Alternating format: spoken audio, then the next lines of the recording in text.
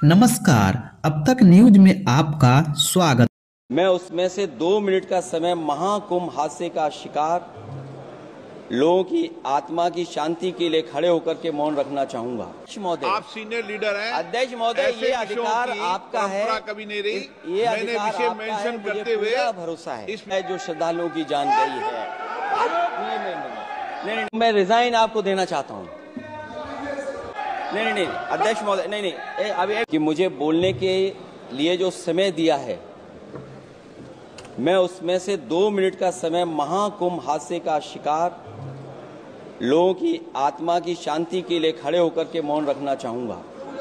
अगर किसी अन्य को भी सच्चे मन से मृतकों के प्रति सच्चा भाव है तो वो भी हमारे सांसदों के साथ खड़ा होकर के ये मौन श्रद्धांजलि अर्पित कर सकता है। ये माननीय सदस्य अध्यक्ष महोदय, अगली लाइन अध्यक्ष महोदय, ये विषय अध्यक्ष महोदय, आप सीनियर लीडर हैं। अध्यक्ष महोदय, ये अधिकार आपका है। कभी नहीं रही। ये मैंने विषय मेंशन करते हुए भरोसा है इस विषय पर मौन कर दिया था, इसलिए अध्यक्ष का अधिकार है। हाँ, मैं वही अध्यक्ष महोदय, ये जो बात मैं शुरू कर रहा हूं, जहां मैंने मौन 2 मिनट के लिए श्रद्धांजलि की बात की है, ये अधिकार मेरा नहीं है अध्यक्ष महोदय, ये अधिकार आपका है। मुझे पूरा भरोसा है आप पर कि जब अभिभाषण की चर्चा खत्म हो रही होगी उस समय 2 मिनट का मौन श्रद्धांजलि जरूर दी जाए जो श्रद्धालुओं की जान गई है। नहीं, अध्यक्ष महोदय, नहीं, अभी एक मिनट आप लोग कुछ मत बोलो। नहीं, कुछ नहीं। अध्यक्ष महोदय, अभी तो अध्यक्ष महोदय मैंने बात शुरू नहीं की है, और जिन लोगों को तकलीफ है और जिनको दुख होना चाहिए उनके बारे में मैं, हालांकि वो बाद में कहना चाहता था महाकुंभ के बारे में, लेकिन अध्यक्ष महोदय क्योंकि बहुत सारे माननीय सदस्य ये सुन नहीं सकते हैं, इसलिए मैं बात वहीं से शुरू करता हूं। आप देश के परम अभिभावक होने के नाते हमारा आपसे अनुरोध है कि जहां सरकार बजट के आंकड़े लगातार दे रही है, और जब मैंने अभिभाषण पढ़ा अध्यक्ष महोदय, बहुत सारे आंकड़े सरकार ने दिए हैं। आंकड़े देने से पहले महाकुंभ में मरने वालों के आंकड़े भी दे दें। महाकुंभ की व्यवस्था के बारे में स्पष्टीकरण देने के लिए मेरी मांग है अध्यक्ष महोदय, सर्वदलीय बैठक बुलाई जानी चाहिए। महाकुंभ आपदा प्रबंधन व खोया पाया केंद्र की जिम्मेदारी सेना को दी जाए। महाकुंभ हादसे के शिकार लोगों की मृत्यु, घायलों का इलाज, दवाइयों, डॉक्टर, भोजन पानी, परिवहन की उपलब्धता का आंकड़ा संसद में पेश किया जाए। महाकुंभ हादसे के लिए जिम्मेदार लोगों पर, महाकुंभ हादसे के लिए जिम्मेदार लोगों पर घोर दंडात्मक कार्रवाई हो। जिन्होंने सच छिपाया है उनको दंडित किया जाए। अध्यक्ष महोदय, हम डबल इंजन की सरकार से पूछते हैं, अगर अपराध बोध नहीं था तो आंकड़े दबाए, छिपाए और मिटाए क्यों गए हैं? सच छिपाना और मिटाना भी तो अपराध है। इसका दंड कौन भुगतेगा अध्यक्ष महोदय? जहां इंतजाम होना चाहिए था वहां प्रचार हो रहा था।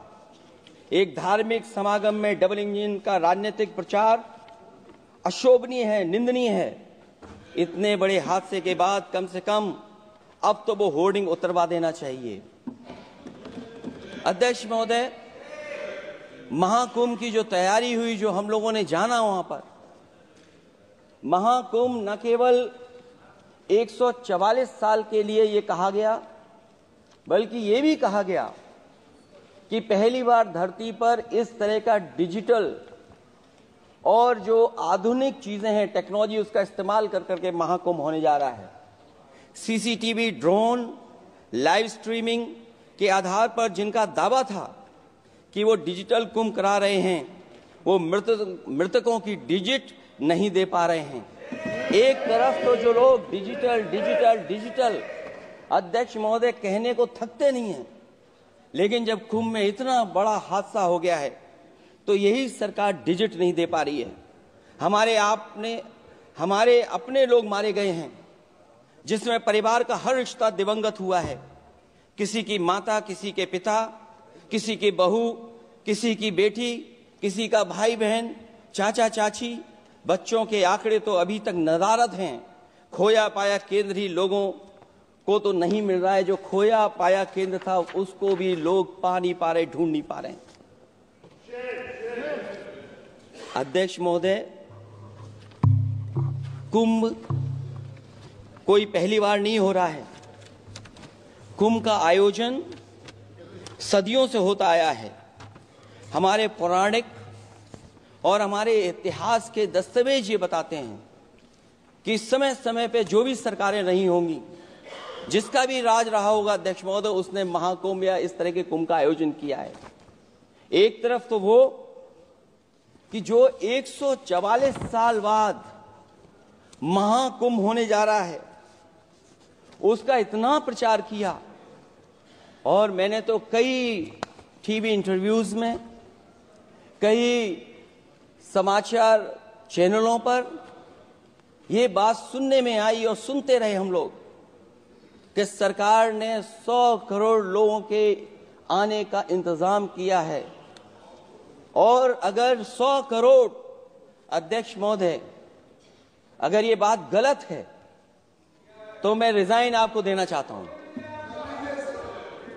अगर अध्यक्ष महोदय, ये माननीय सदस्य लोग अगर ये नहीं सुन पा रहे हैं तो मैं इनको एक एक को, आप नहीं गए स्नान करने, आप स्नान करने नहीं गए, इसीलिए इस तरह की भाषा का इस्तेमाल कर रहे हैं।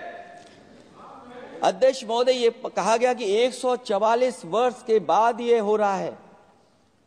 जहां तक मेरी समझ और जानकारी कहती है, जो एस्ट्रोनॉमी और एस्ट्रो चीजों को समझते होंगे वो ये स्वीकार करते होंगे, जो भी कुंभ होता होगा वो 144 वर्ष के बाद ही होता होगा। लेकिन ये कहा गया कि नक्षत्र ऐसे हैं। तो मैं अध्यक्ष महोदय सरकार से कहना चाहता हूं कि सतयुग से लेकर के कलयुग तक ये सनातन परंपरा रही है कि संत महात्मा साधु समाज मुहूर्त के हिसाब से शाही स्नान करते हैं। उसमें नक्षत्रों के हिसाब से जो सहयोग बनता है वही शाही स्नान का मुहूर्त होता है। लेकिन भाजपा के राज में ये सनातन परंपरा टूट गई। पहले सरकार ने संत समाज को शाही स्नान रद्द करने का आदेश दिया, जिससे अनादिकाल की सनातन परंपरा टूटी। और फिर जब देश भर में ये बात उठी तो उन्होंने हादसे को छिपाकर फिर से आदेश दिया कि अखाड़े शाही स्नान करने जाएं। इससे सरकार ने पावन मुहूर्त के स्थान पर अपने मनमाने समय पर स्नान कराने का आदेश दिया। बात उस दिन या तिथि की नहीं होती है, बल्कि निश्चित मुहूर्त काल की होती है। ये सनातन परंपरा तोड़कर इन लोगों ने अच्छा नहीं किया। और ये क्या परंपरा टूटी है कि नहीं टूटी है, मैं समझता हूं अध्यक्ष महोदय मुझसे बेहतर सामने वाले ज्यादा जानते होंगे इसके बारे में। और जो लोग, अध्यक्ष महोदय, जो हम लोगों ने देखा वहां पर लोग पुण्य कमाने आए थे और अपनों के शव लेकर के गए हैं। चमत्कारी करिश्मा तो ये हुआ है, श्रद्धालुओं के शव मिल गए थे, पर सरकार स्नान करने वाले मरने वालों की बात स्वीकार नहीं कर रही थी। और इससे ऊपर ये बात जो वहां पर और हुई, अध्यक्ष महोदय, जब ये जानकारी हो गई कि कुछ लोगों की जान चली गई, लाशें हैं जो मोर्चरी में पड़ी हैं, अस्पताल में पड़ी हैं, उसके बाद सोचिए सरकार क्या कर रही है। अपने सरकारी हेलीकॉप्टर में फूल भर करके फूलों को डालने का काम किया। सोचिए ये हमारी कहां की सनातनी परंपरा है। मैं जानना चाहूंगा सदन के माध्यम से हमारे माननीय सदस्य बताएं कि जहां लाशें पड़ी रही हों, न जाने कितनी चप्पलें पड़ी थीं, न जाने कितनी चप्पलें पड़ी थीं, न जाने कितने कपड़े पड़े थे, महिलाओं की साड़ियां थी, कपड़े थे, लेकिन उनको कैसे उठाया गया? उन सबको उठाया गया जेसीबी मशीन से, ट्रैक्टर की ट्रॉली से। उनसे उठा करके कहां फेंका कोई नहीं जानता, लेकिन जब उनको लगा कि वहां से बदबू आ रही है तो यही सरकार के लोग छिपाने लगे हैं। यही आपका महाकुंभ का आयोजन था, और हर बात को छिपाने के लिए न केवल ये लोग मीडिया का सहारा ले रहे हैं, मीडिया का सहारा लेते लेते सुनने में आया है कुछ दबाव और कुछ स्वीटनर भी दिए जा रहे हैं जिससे उनकी खबरें बाहर ना आ जाएं। और अगर अध्यक्ष महोदय ये बात सब गलत है मेरी, अगर ये बात सब गलत मैं कह रहा हूं, तो अभी तो नेता सदन को अभी भाषण देना है। और मैं ये बात और कहना चाहता हूं, आप अपने तरफ से जानकारी कर लीजिएगा। हमारे उत्तर प्रदेश के मुख्यमंत्री जी ने शोक नहीं प्रकट किया था। जब देश की राष्ट्रपति और प्रधानमंत्री जी ने शोक प्रकट किया, उसके बाद 17 घंटे बाद सरकार ने स्वीकार किया। अध्यक्ष मोदी, ये वो लोग हैं जो आज भी कोई सच्चाई स्वीकार नहीं कर सकते।